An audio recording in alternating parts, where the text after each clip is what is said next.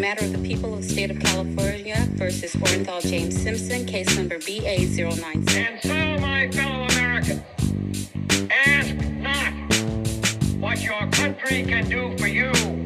Ask what Okay, you we can are do for back. your It country. is someday in the future. How are you doing, Future Taylor? Pretty good. Good? Yeah. Future Taylor's having a good day. It's good news. Mm-hmm. Why don't I'm gonna remember to ask you to introduce us. So why don't you go ahead and introduce who we are? Oh, hello. Welcome to Doomed to Fail. We are the podcast that brings you history's most notorious disasters and greatest failures twice a week. And I'm Taylor, joined by Farz. For the newer listeners, I was the one who actually did our intro, and Taylor fired me unceremoniously from doing the intros. Mm-hmm. You several were voted months ago, off by me and my husband, who listens to all the episodes. which feels unfair, but I will say Taylor's been doing a better job, so maybe it was right. You're welcome to pick it up whenever you want, if you want to try something new. But I think it's important that we introduce ourselves. I know. My problem is I just don't remember. I get in the weeds, and first off, I get excited because we're talking, because it's good to just talk and shoot the shit. And then I forget why we're here doing what we're doing. Which is why you're the boss. Yeah, yeah. That's why I do the TikToks. That's why you do the TikToks. That's why you get the big bucks. So I think I'm doing my episode today, and this is gonna probably go over everybody's or most people's heads, but it like honestly popped up because of our text exchange over the weekend. Because it sent me down like a rabbit hole of sorts. You're probably not. I don't know if you're gonna connect the dots on this one. I'm gonna be discussing the assassination of Jamal Khashoggi. Do you know that guy? No. Okay. This is all tied to Saudi Arabia, however you want to say it. So we're gonna have a conversation about that as well. So first things first, I'm Middle Eastern. I get to talk shit about Middle Eastern culture. Like that's the rule. Like if it's your ethnicity or your culture or your religion, you can talk shit about it. So like whatever I say, don't write to us because I'm not gonna read it, and I can say what I want. Cool. Okay. Thank you, Taylor. Yep. So I'm gonna go into a little bit about Saudi Arabia in general, along with like how it works, how it runs. And then I'm gonna talk about this poor bastard, Jamal Khashoggi, what happened to him, why it happened to him, and what happened or didn't happen to the people that did what they did to him. So we're gonna start off with discussing Saudi Arabia, which came into existence in 1727 when a guy named Mohammed ibn Saud, who ruled over a geographic territory that was essentially what present-day Riyadh is, joined forces with other leaders and consolidated the regions that are currently known as Saudi Arabia. The name Saudi Arabia breaks down into House of Saud. That's what it actually is in Arabic. Okay. Saud being the name of the family. Sorry, you said something, Taylor? No, so that makes sense. So in Saudi Arabia, the constitution, as we would kind of understand and interpret it, is basically the Quran, and the rule of law is Sharia law. So there's no legislation, there's no judicial branch, there's nothing. That is just the Saud family. That's it. That's the ruling everything. That's the decision-making tree right there. Right now? Oh, yeah. Wow. Yeah. The succession plan for who becomes king, it's very Game of Thrones-y in the sense that it is typically the eldest or the most esteemed male heir that ascends to the throne and becomes the king. The reason why I'm having this whole precursor of like what Saudi Arabia is about is to kind of lay the groundwork or like create like an understanding of like the type of culture that it is, because it is rough. It is like it's not ideal. So here's a little bit of background on women's rights in Saudi Arabia. 2017 is when they started allowing them to attend sporting events, which is also the year they were allowed to drive for the first time. 2018 was when it became formally legal. Sorry, 2018 was when it became illegal to pay a woman less for the same job a man does. Oh, well. Huh? It's not illegal here. I mean, that's actually not 100% true, which I'll share like a female Nobel laureate who said the exact opposite of that. But like, All right. so Freakonomics covered this because it was like a huge thing and nobody paid attention to it. But she literally did a whole economic study on this. So 2019 in Saudi Arabia is when marrying a female under the age of 18 was finally banned, and 2021 is when women were legally allowed to live alone without a male guardian if they were widowed, divorced, or otherwise single. So like that's the kind of like regime we're talking about here. Hmm. So human rights have never been super high up on the king or the acting king's priority lists. So let's get into a little bit about who these folks actually are. So first things first is the king, which is kind of irrelevant. Like this guy's not super important in this story. His name is King Salman bin Al Saud, and he came into power in 2015. And he came to power as kind of a reformer within the constraints of Islam. So he did some good things, but he also came to power when he was 80 years old. And he Oh, pretty wow. much yeah, he pretty much almost instantly ordained his son as the de facto leader of the kingdom. The crown prince is what his title is, and his name is Mohammed bin Salman, or he goes by MBS. And that's what I'm going to refer to him from here on out. So there wasn't an official transition of power here. There were just like actions that were taking place in Saudi Arabia that indicated to the international community that MBS was basically the acting king. One of the main things that happened was in 2017, 2 years after his father ascended to the throne, MBS asserted his control over the royal family, which is a huge and extremely wealthy family. Hmm. And basically, like these folks kind of just fly around and act like they have authority they don't really have. And that was really, really annoying to MBS, who's a very strong, I guess. I don't know. I don't want to strong leader in the sense like he doesn't like that shit, is what I'm getting Hmm. at. The royal family is comprised of 15,000 people, and they hold an accumulated wealth of roughly around 1.4 to $2 trillion. So Hmm. super rich. Yeah.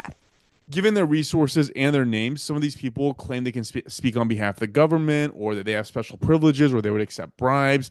And like I said, MBS just hated this stuff. So that's why in 2017, he detained about 400 members of the royal family in a Ritz-Carlton in Riyadh, had their private jets and their passports seized, and subjected them to interrogations, torture, and a whole host of other horrible things.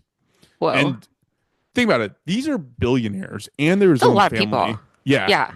Yeah. Like so the reason that I'm bringing this up is like this is a message saying, listen, being a billionaire, even being my own family, doesn't preclude you from my control and dominion. Hmm. That's kind of the message that's being sent here. What was he, what was he mad about them for? Like they were like trying to say they were powerful, and he was like, "You're not." Yeah, they're just going around like making deals and asserting like their relationship to the royal family as a way to kind Hmm. of um, self-aggrandize themselves. But also part of this stuff is always for the optics, right? It's always for like you know when Jack Ma like just went missing in China for like 2 years, like nobody Hmm. heard from him. Like it was just a sign saying we can do this. Like Right. like we have this power and control. Like don't let that fool you. Like let your billions or your title or whatever fool you into thinking that we don't have this control. Hmm. Hmm. So that was a huge part of it. So then there were the people a part of this purge that's going to be ongoing that ended up just going missing entirely. And that's where we get into our main character for the story here, Jamal Khashoggi. So we mostly now think of Khashoggi as a journalist, an investigative reporter, kind of like a truth seeker, which all happens to also be true. But he also came from the royal family and from wealth. Hmm. So here's where our stories kind of collide. Not this week's, but before.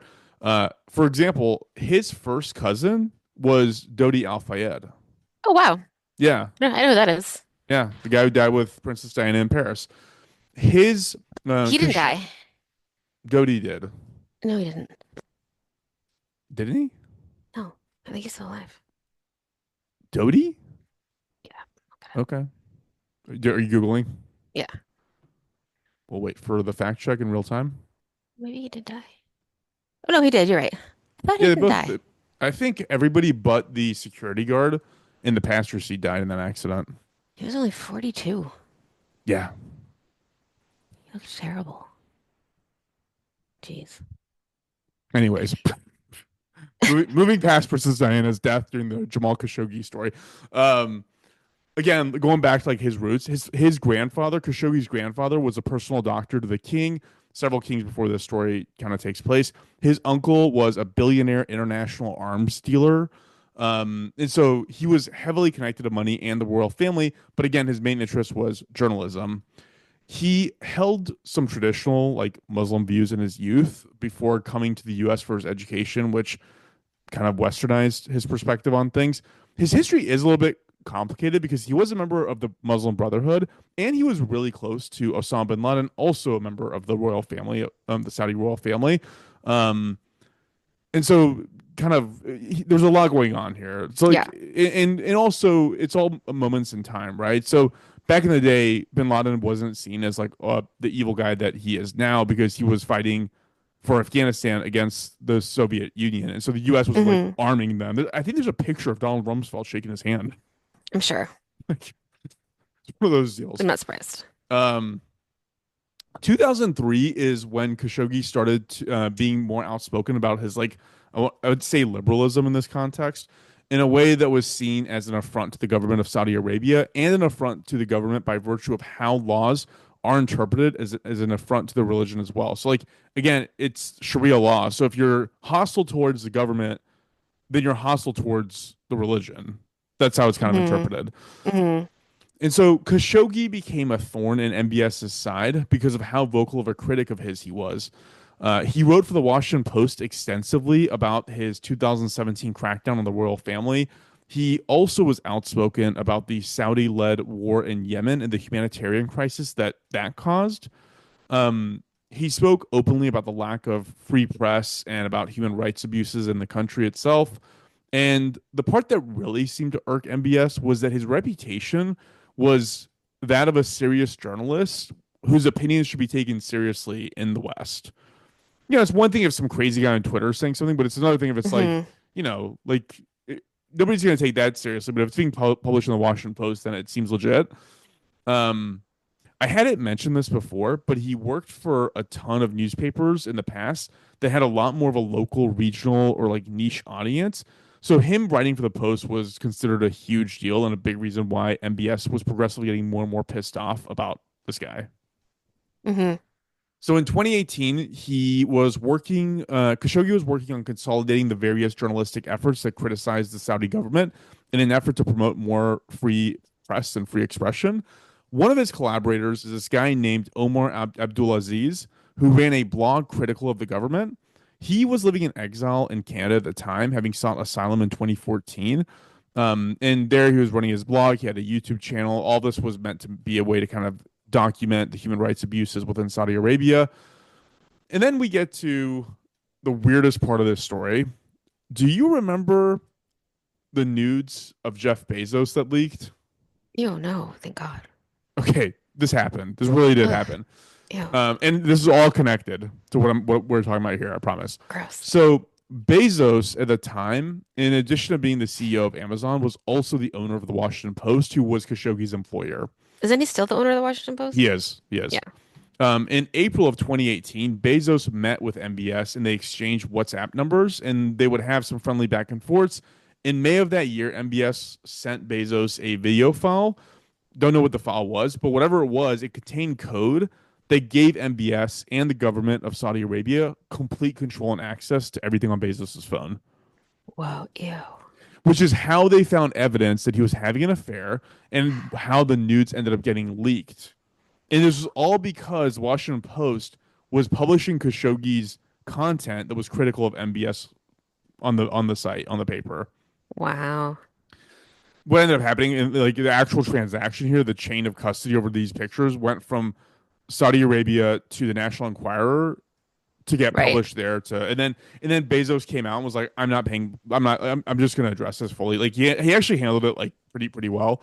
Yeah, good for him. Don't give in. Get into revenge porn. That's ridiculous. Totally. Okay, yeah. So this story is crazy, and this is also why being so incredibly rich is so incredibly helpful in life. We only know all this stuff about Khashoggi because Jeff Bezos was rich enough to hire a forensic investigations team to figure out what happened to his phone and how this stuff got leaked and hacked. Wow. So through that effort, it was learned that guy I just mentioned, Omar Abdulaziz's phone was also part of the same spyware attack that Bezos was. Hmm. And Omar and Khashoggi were super close friends. So all their back and forth chatter was being read by MBS and the Saudi government. Wow. They told each other everything and they were super direct about how they felt about MBS and the way that things were running within the country, which just fueled the fire. Yeah.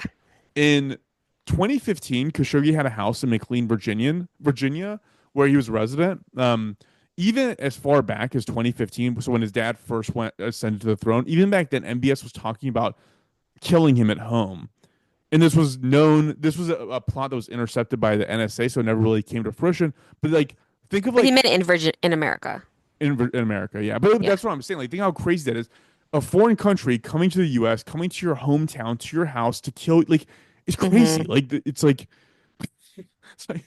it's like scary. Like, I mean, Oh yeah. people do shit like this. Like, um. So, anyways, that never happened, and up till around 2017, various members of the royal family would plead with Khashoggi to come back to Saudi Arabia and take on some task advising the royal family on their media strategy. He Yeah, didn't do right. The that guy because wants to kill you. yeah, Yeah. he didn't think he wasn't an idiot. He knew exactly what was going Yeah. on. He's literally covering him, killing his own family. Right. Like, come here. There's really good cheese. Like, Yeah, no, for yeah. stop. Um, One thing to say about him, he was a bit of a philanderer. He got married once to a Saudi woman in Saudi Arabia, who he then would divorce legally to marry an Egyptian woman in the U.S. And while he was married to that woman, he was also engaged to a Turkish woman in Turkey named Hatice Cengiz. I hope I said that right. So I'm sure you didn't. But probably not. The dates are rough to kind of ascertain here. The best I can shoot for is I think he got engaged 4 months after he married that woman in the U.S. exhausting. It's so exhausting. I don't know how these people have this energy. Yeah. Anyways, so in September of 2018, he was in Turkey and he had to provide paperwork that only the government of Saudi Arabia could provide, which stated that he was not legally married under the eyes of Islam anymore, so that he could marry this Turkish woman. That was the Hmm. entire point. So he went to the Saudi embassy in Turkey on September 28th, 2018 to request the paperwork showing that he was no longer married to that first woman. He was very well aware of the danger he could possibly be in to the extent that he actually asked his intelligence friends in the US if they knew of any plots against them, which they did not know. And he also told his fiance to contact authorities if he doesn't return from the embassy. You But know, in you this don't case, you don't have to get married. yeah, I know it's like yeah, once you're in your third marriage, like it's just be roommates, like it's fine. 1,000%. I feel like we talked about this before. Like your third marriage, I'm not buying you anything. But like, Will you get me some for my second? yes, but your third, absolutely not. Thank you. Yeah. If I get married 3 times, Taylor, you got to have an intervention. Like, Okay. um, Well, especially if you risk your life to get the paperwork, I'd be like, this is not worth it. What are you doing? yeah, yeah. I did look up the woman because I was like, she must have been like an absolute stunner, and I was like, she was not a stunner. I mean, She did not have to die. he probably loved her, I He guess. I probably don't loved know. her. I know she was But he could beautiful have, in his eyes. but he shouldn't have, but he shouldn't have, well, he was also married to someone else. I know it's so tiring. It's like, dude, you flew from God. Virginia, you left your wife to go to Turkey, to go to the Saudi Arabia. Like you're So making much. some good decisions. Like I like that we're like he's obviously a flawed character. He's like criticizing the government, but then doing this like stupid shit in his personal life. I know it's a story of mankind. Like Yeah, everybody's good and everybody's evil exactly. at the same time. Yeah. Um, so in this case, on the September visit to the embassy, he does actually come back out. The officials there told him they need a few days to get the paperwork together, and then he can come back later on to collect it. So around 1 p.m. on October 2nd, so a few days But after okay, the yeah. but the paperwork is saying he's not married under the eyes of Islam, but he's married under the U.S. government, but that doesn't matter. Yeah, no, that doesn't matter. Got it. Yeah. Yeah, that's how it is. Yeah. There's a lot of stories here.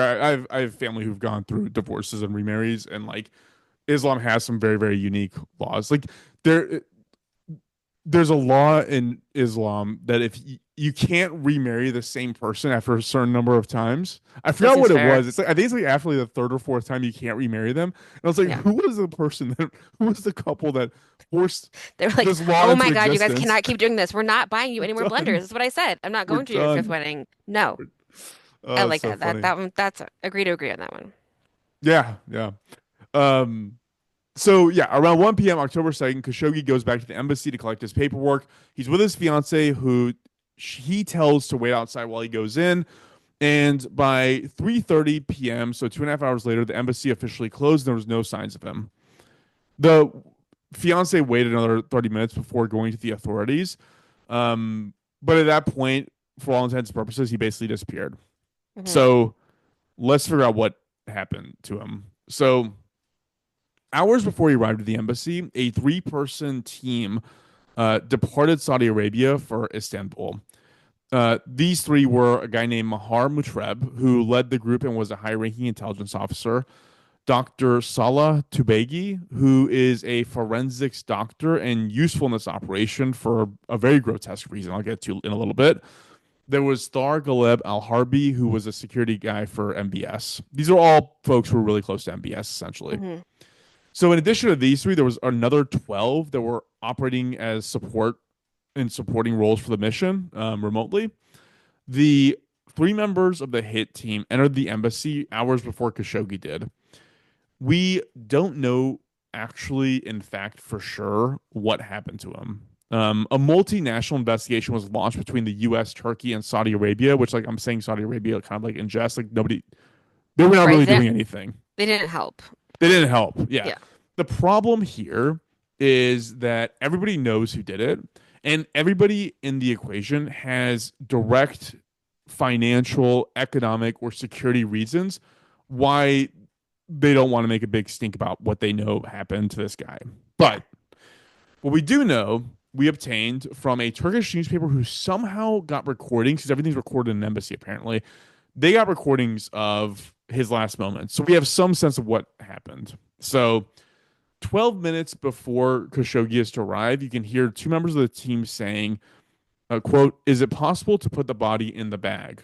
And then the forensic doctor says, quote, "No, too heavy, very tall too. Actually, I've always worked on cadavers. I know how to cut very well. I've never worked on a warm body though, but I'll also manage that easily. I normally put on my earphones and listen to music when I cut cadavers. In the meantime, I sip on my coffee and smoke. After I dismember it, you will wrap the parts into plastic bags, put them in a suitcase, and take them out of the building." That's what he That said. is so, there's so much to say. That is like when the villain stops in a movie and tells you exactly what they've been planning. Like that's just really funny that he's like, let me tell you exactly what I'm going to do to this body, and also it's going to be a little bit gross because it's going to be warm, and also I'm going to need to smoke a cigarette. Like that's just like, why are you It's talking like about this? Just say I'll do it. I will it's do the like thing. it's I the will do the last thing. thing you tell Bond before he escapes. Exactly. And also, like, they're with the government. Like, shouldn't they know that they're being recorded? It's Yeah, their duh. embassy. Yeah. Anyways, minutes later, you can hear one of them say, quote, "The animal to be sacrificed has arrived," and another member says that he is here. So apparently from here, what we know is that he entered the embassy. Someone he knows greeted him because the interaction was very cordial. That changes when he is told he has to go to an office on the second floor to collect that paperwork. He is apparently pulled by the arm and is heard saying, let me go. What do you think you're doing?" Hmm. He enters the room where the hit squad is and is told to sit down and that he has to be taken back to Riyadh under orders of Interpol. Interpol's demanding that he returns and that they're there to take him. There is a back and forth for about 10 minutes. And like when you read the transcripts of this, you can tell like he knows exactly. It had to have been so scary. You can tell he Yeah. knows exactly what's going on when he sees these guys. At one point, he asked, "quote There's a towel. There's a towel here. Will you have me drugged?" And he is told that he will be put to sleep. His last words were, "quote Do not keep my mouth closed. I have asthma. Do not do it. You will suffocate me," which was literally the entire point. Yeah. Um, it is presumed that that happened, that he was suffocated to death. About 20 minutes after this happens, you can hear a saw go to work, and they start dismembering him inside the embassy. With that one towel. Um, They probably had other towels. oh my God. That is Is ridiculous. that grotesque? It's grotesque. I mean, just it's so. It's just I don't know. I don't know any other word but ridiculous that they have it on tape like that. You know, Yeah. like Yeah. you've heard it. That's crazy. Yeah. So I didn't listen to Not the heard it, but actual. you read the I read the transcripts. Yeah. transcript. Yeah, yeah. And so yeah, they dismember him. They put him into.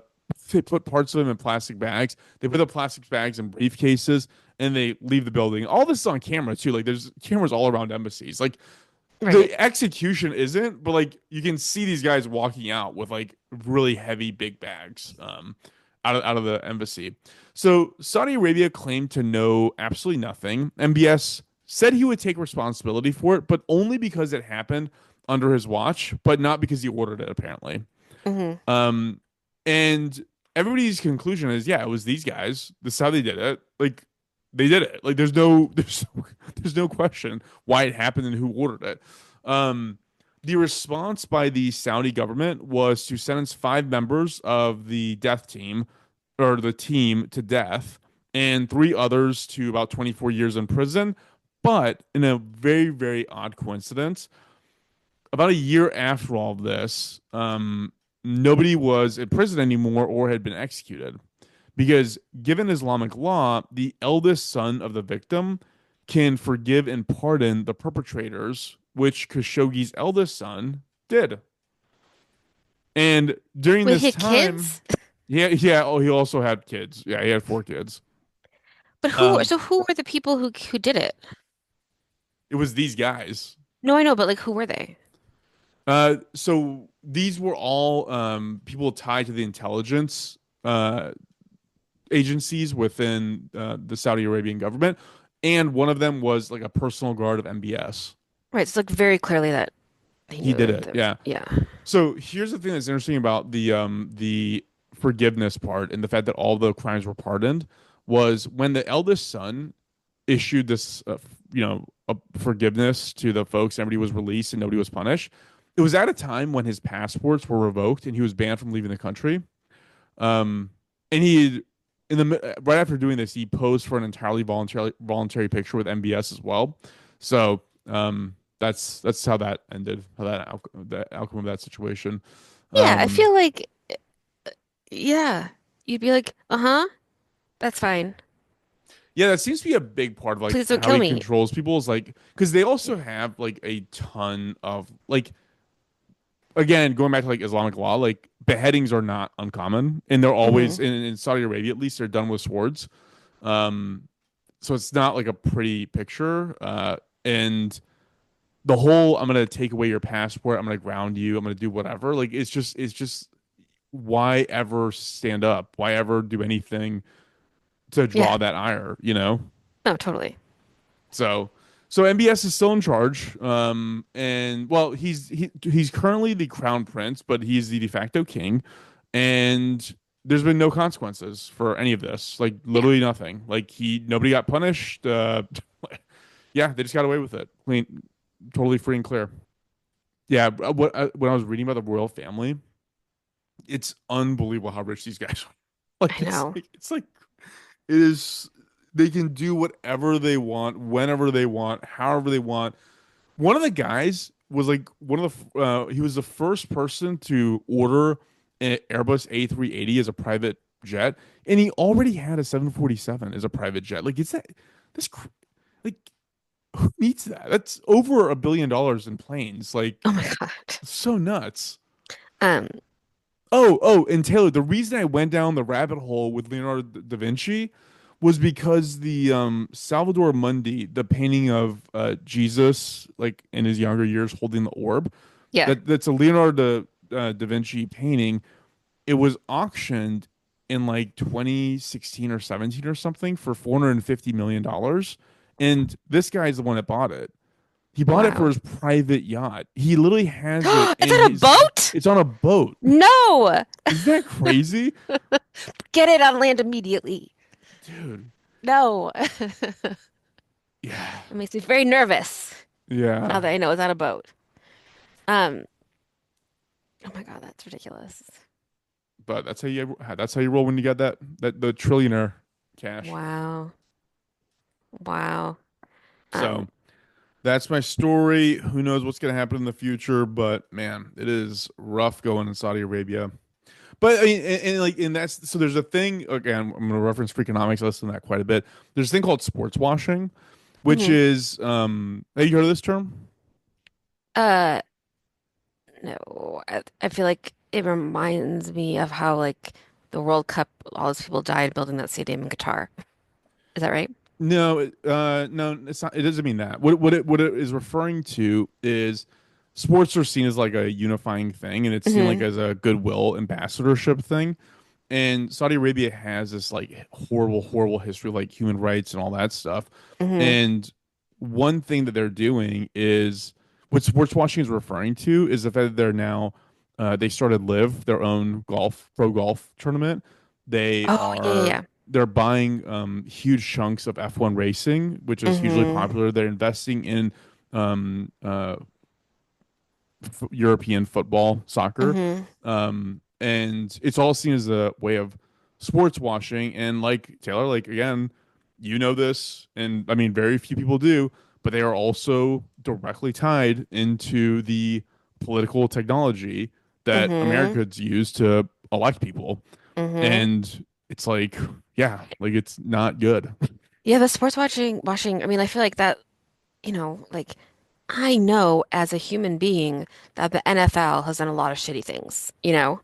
Like I know that in 2000, I think it was just 2018, they went to court to say that for all of the people who have brain injuries after being in the NFL, they should compensate the black players less because black people are not as smart as white people. Like Wait, that can't be true. it's true. 2018, they said that. Yes. So like I know that, but I still fucking want to watch the Super Bowl, you know? And like I remember like John Oliver talking about the World Cup. He's like, I fucking love the World Cup. I know there's so many problems. What am I supposed to do? You know? The Olympics. Like, we know all these things. The NFL employed practices of racial baselining cognitive brain evaluations to systematically provide black players with lower CTE settlement payments than their white counterparts. Wow. I know. That is that is crazy. That is so awful. It's like I don't even you don't even know what to do. Yeah, That almost I literally thought like they can't be real. I know. Oh my God. Okay, well, in 2021 they reversed course, but still that's a horrible perspective to have. It is. Yeah. Any Um year, especially when yes, yes, any so year. recently, you know. Yeah. No, totally I mean that is dangerous and scary, but yeah, because people want to attend sporting events and do these things and then like what else is happening? You know. Yeah. Yeah. I get it. So I get it. that is our story for today. Anything that you want to read out, Taylor?